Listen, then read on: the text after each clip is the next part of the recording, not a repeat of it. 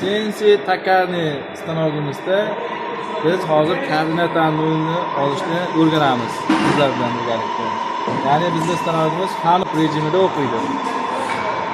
Modi select buyruqlar panelidan biz hozir endi buyrug'iga o'tib olamiz va offset ya'ni zagotovka bo'limidan G54 dan 59 gacha bo'lgan koordinatalarimizdan birontasini ixtiyoriy tanlab olamiz. Bizga G54 yetadi. Va prop tugmasini bosamiz. G54 S650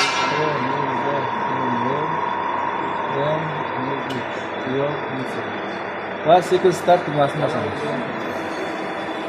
Patronimiz ish holatiga o'tdi. Endi handle rejimiga o'tamiz. Yana Modi Select buyruqlar paneliga o'tamiz. Va spindlni yoqib olamiz.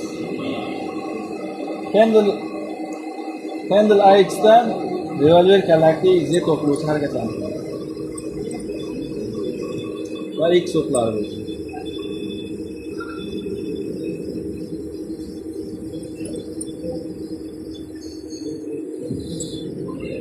Zagotovkaga yaqin qolgan sarimiz desetkadan sotkaga,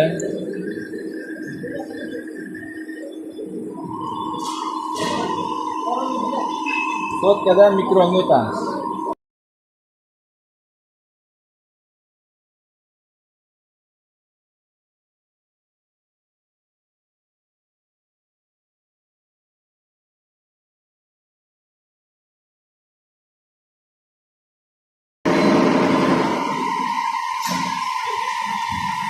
Yani çok reklam olmaz.